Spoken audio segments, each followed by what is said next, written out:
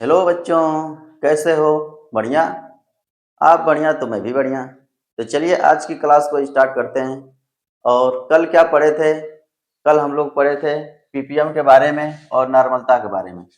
Ppm ppm को कहे थे पार्ट्स पर मिलियन। और पढ़े थे नॉर्मलता क्या होती है? नॉर्मलता। आज हम लोग इस क्लास में पढ़ेंगे मोलारता के बारे में और मोलालता के बारे में। मोलालता और मोल प्रभाज। मूल प्रभाज इसके बारे में पढ़ेंगे। इससे पहले बताए थे ग्राम ग्राम प्रति लीटर में सांद्रता। ग्राम प्रति लीटर में सांद्रता, इसी को शक्ति बोल रहे थे, शक्ति। और क्या पढ़े थे? और इसमें पढ़े थे हम लोग आयतन परसेंटेज। और पढ़े थे द्रव्यमान परसेंटेज। और इसमें पढ़े थे द्रव्यमान बटे आयतन परसेंटेज। मोलारता, मोललता और मोल प्रभाज इसको देख लेते हैं। पेपर में बहुत ज्यादा प्रश्न पूछा जाता है और सवाल भी आता है इन सब पे।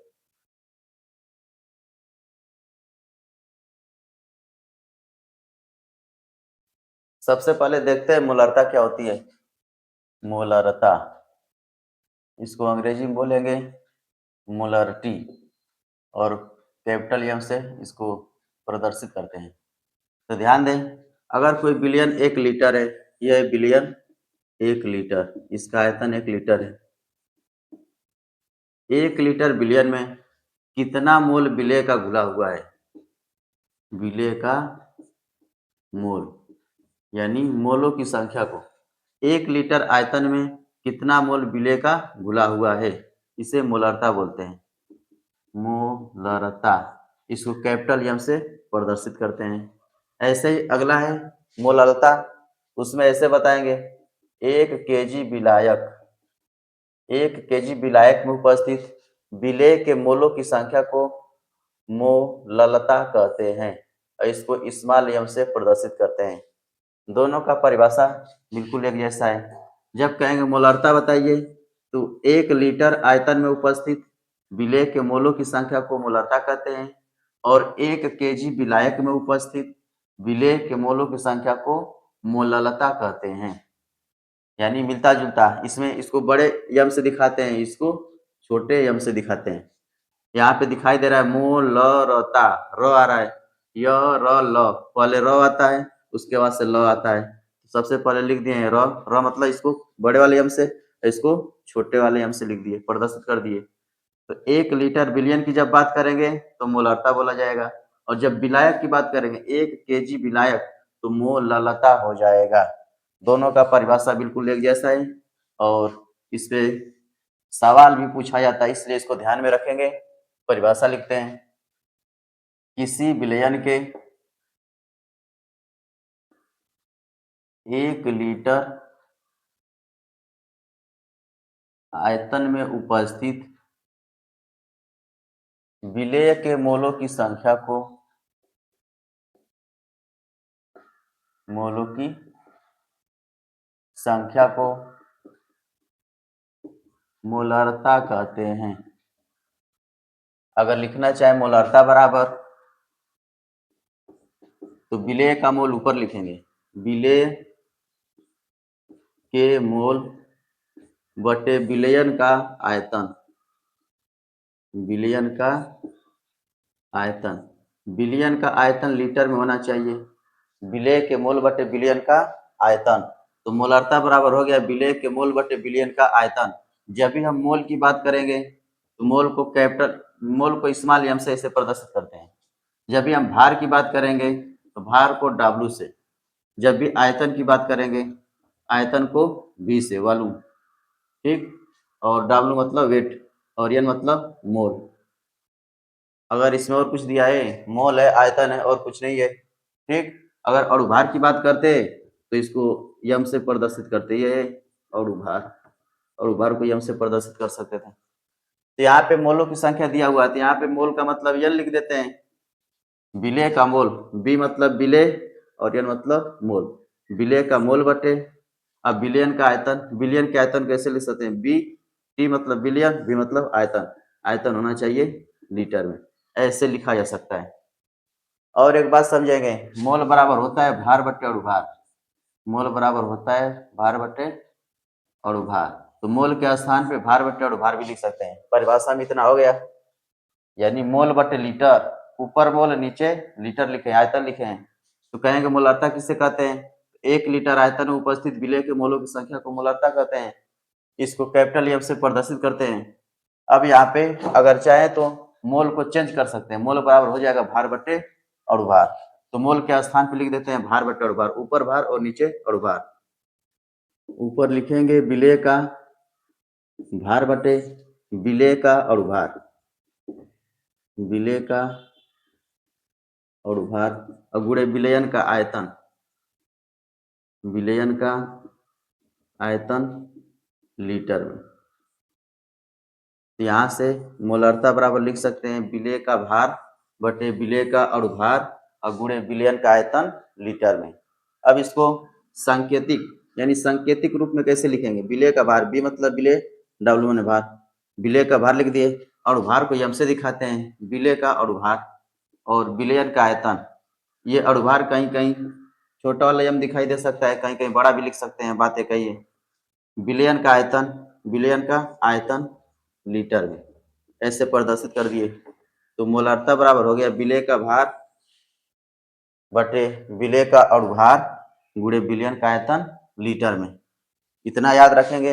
इस पे सवाल पूछा जाता है, तो देखते हैं सवाल कौन सा है, इसको नोट कर सकते हैं, पेपर में बार बार पूछा जाता है। मोलार्ता बराबर क्या होगा? विलेय का मोल बटे विलयन का आयतन।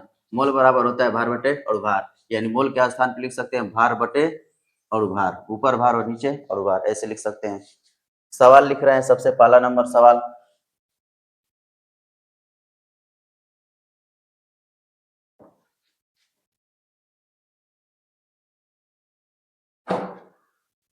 सबसे पहला नंबर सवाल है, HCl के 2 मोलों से 400 ml विलयन बनाया जाए तो विलयन की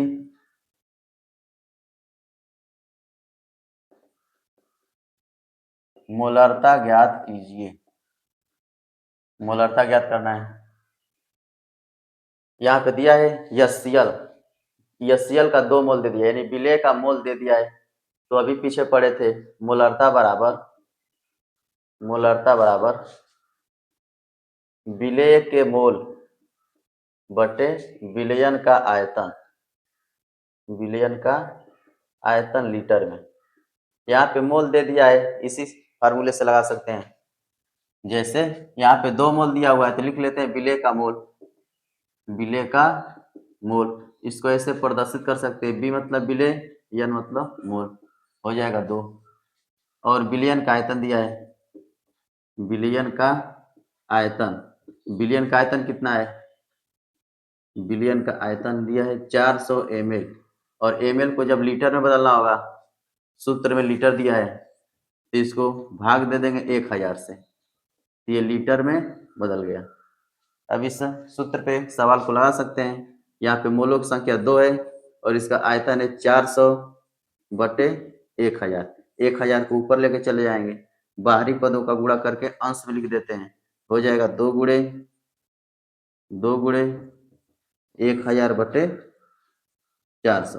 2 जीरो से 2 जीरो काट दिए, और 2 एक कम 2, 2 दूनी के 4, 3 2 एक कम 2, 2 पचे 10। इसका उत्तर आ गया 5। ऐसे ही अगला सवाल लिख रहे हैं।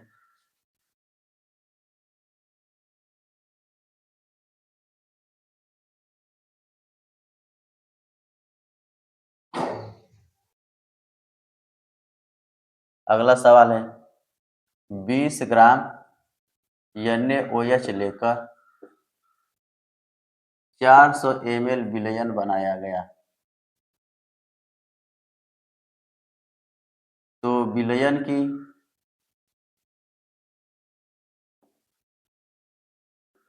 मोलरता ज्ञात कीजिए। सवाल में ऐसे दिया हुआ है, यानी जो विलेय पदार्थ है NaOH ये 20 ग्राम और जो विलयन दिया है 400 ml, यानी NaOH लेकर के और 400 ml विलयन बना दिए। तो विलयन की मोलरता ज्ञात कीजिए, यानी इसमें दिया हुआ है विलेय का भार, विलेय का भार 20 ग्राम, तो विलेय का अणुभार भी ज्ञात होना चाहिए। विलेय का अणुभार एक सूत्र अभी ऐसे पढ़े थे, मोलरता बराबर मोल के स्थान पे लिखे थे विलेय का भार बटे विलेय का अणुभार, भार बटे अणुभार, मोल बराबर लिखे थे भार बटे अणुभार। इस वाले सूत्र से लगाएंगे। इसके बाद से विलयन का आयतन लीटर में, ये सूत्र हो गया। अब इस पे लगा देंगे। अणुभार कितना है? Na, सोडियम का 23 होता है भार, ऑक्सीजन का 16, हाइड्रोजन का 1, टोटल कितना हुआ? 6 3 9 1 10, 2 3 1 4, 40 अणुभार हो गया। और यहाँ पे आयतन दिया हुआ है, विलयन का आयतन, विलयन का आयतन दिया है 400 ml, ml को बदल देंगे लीटर में, हो जाएगा 400 बटे 1000 लीटर, लीटर में बदल गया क्योंकि सूत्र में लीटर दिया है। तो विलेय का भार कितना है? 20, इसका अणुभार कितना है? 40, अणुभार निकाल लिए हैं। और आयतन कितना है? 400 बटे 1000, 1000 को ऊपर लेके चले जाते हैं तो हो जाएगा, ऊपर 1000 लिख दिए। अब इसको काटा जाए, 20 के 20, 20 दूना 40, ऐसे 2 जीरो से 2 जीरो काट दिए, फिर 2 1 कम 2, 2 पचे 10, ऊपर 5 और नीचे 4 बचा हुआ है, 5 बटे 4, ये आंसर हो गया। अगर भाग देना चाहते हैं तो भाग भी दे सकते हैं, 4 1 कम 4, फिर दशमलव, 4 दूनी के 8, फिर 5, यानी 1.25, इसकी मोलरता निकल गई 1.25। ऐसे ही अगला प्रश्न लिख रहे हैं।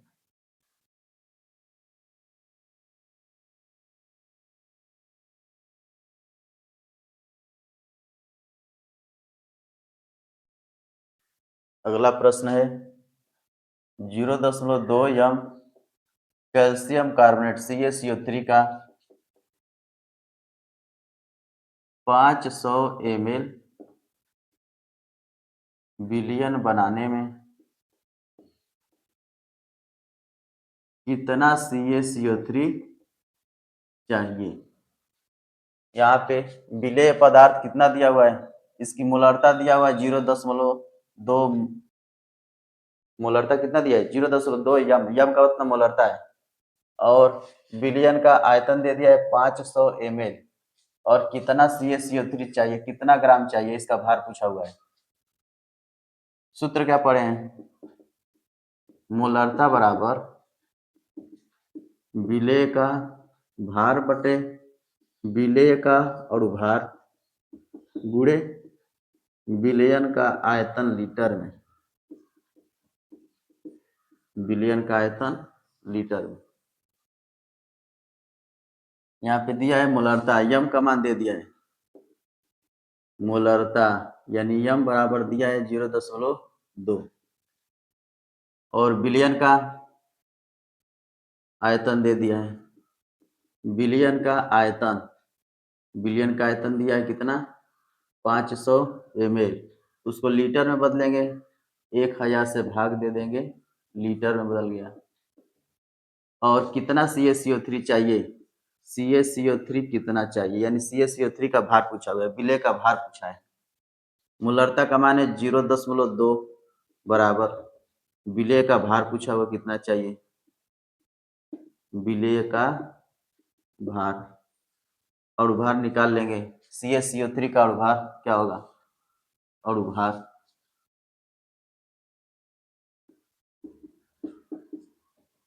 CaCO3, कैल्शियम का भार होता है 40, कार्बन का हो जाएगा 12 और ऑक्सीजन का 16, 3 ऑक्सीजन है तो 16, 16 3 48, अब जोड़ देते हैं 40 40, 80 10, 90 90 10, 100 100 निकल गया और भार निकल गया इसका 100। और बिलियन का आयतन कितना निकला था? 500 बटे 1000। 1000 को ऊपर लेके चले जाते हैं, या ऐसे लिख दिए, 1000 को ऊपर कर दिए। ठीक, बाकी को पक्षांतर कर देंगे, इन सबको इधर लेके चले जाते हैं और 1000 को लेके चले जाएंगे इधर, तो नीचे चला जाएगा। तो 0.2 गुणे 100 गुणे 500, और ये गुणा गुणा में इधर आएगा तो नीचे भागे में चला जाएगा, 1030।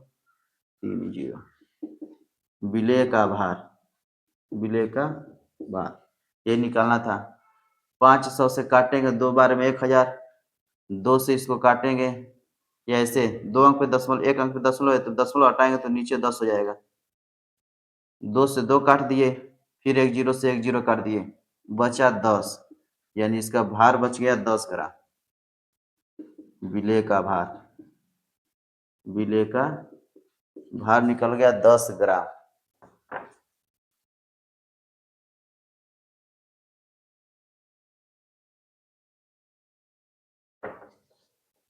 अगला प्रश्न है 5.85 ग्राम NaCl 200 ml विलयन में घुला है, तो विलयन की मोलरता ज्ञात कीजिए। मोलरता ज्ञात कीजिए। मोलरता का सूत्र क्या पढ़े हैं?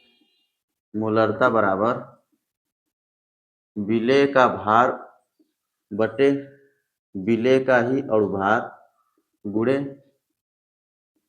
विलयन का आयतन लीटर में। ठीक, मोलरता बराबर विलेय का भार बटे अणुभार गुणे विलयन का आयतन लीटर में। विलेय है NaCl, इसका भार दिया हुआ है, अणुभार निकाल लेंगे।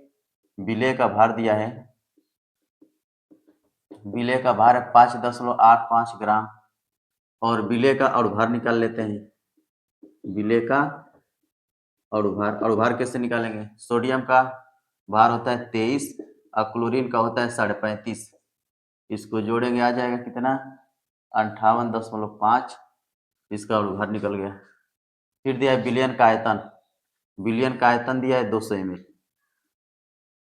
विलयन का आयतन कितना है? 200 ml। ml को बदल देंगे लीटर में, तो हो जाएगा 200 बटे 1000 लीटर में बदल गए। अब इस पे मान को रख देते हैं, इसका मान हो जाएगा विलेय का अणुभार, विलेय का भार है 5.85 और अणुभार निकला है 58.5, और विलयन का आयतन कितना निकला है? 200 बटे 1000। 1000 को ऊपर लिख देंगे, बाहरी पदों का गुणा करके अंश में लिखते हैं। 2 अंक पे दशमलव है तो बटे में 100 लिखेंगे, और 1 अंक पे दशमलव है तो बटे में 10 लिख देंगे, दशमलव हटा देंगे। इसको लिख सकते हैं 585, 1000 ऊपर चला गया 1000, और बटे में जब लिखेंगे 100 तो 100 को यहाँ पे लिख देते हैं नीचे, और ये इसको भी लिखेंगे 585, 1 अंक पे दशमलव है तो बटे में लिखेंगे इसको 10, और गुणा में बचा हुआ है 200, नीचे 10 हो गया। अब 10 को भी ऊपर लिखना चाहते हैं तो इसको हटा देते हैं, 10 को भी लिख दिए ऊपर, बिल्कुल सीधा कर दिए। इसलिए इसको ऐसे लिख रहे हैं ताकि सबको समझ में आ जाए। 2 अंक पे दशमलव है तो बटे में 100 लिखेंगे, 1 अंक पे दशमलव बटे में 10 लिखेंगे, और जो बटे के बटे में है यानी कि हर के नीचे भी अगर कोई चीज लिखा हुआ है वह चला जाता है ऊपर, क्योंकि बाहरी पदों का गुणा करके अंश में लिखते हैं, और बीच वाला नीचे लिखा जाता है हर में। या जो 10 था यह भी ऊपर चला गया, और 1000 यह भी ऊपर चला गया, 1000 और 10 दोनों को ऊपर लिख दिए, और यहाँ पे 2 अंक पे दशमलव था तो बटे में 100 लिख दिए हैं नीचे, और बाकी यहाँ पे बचा हुआ है 585 और 200। यहाँ से अगर काटना चाहें तो 2 जीरो से 2 जीरो कट गया, फिर यहाँ से 2 जीरो से 2 जीरो कट गया, फिर 585 से 585 कट गया।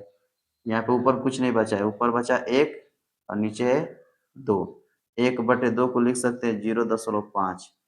क्या निकालना था? मोलरता, तो लिख सकते हैं 0.5 या मोलरता निकल गई।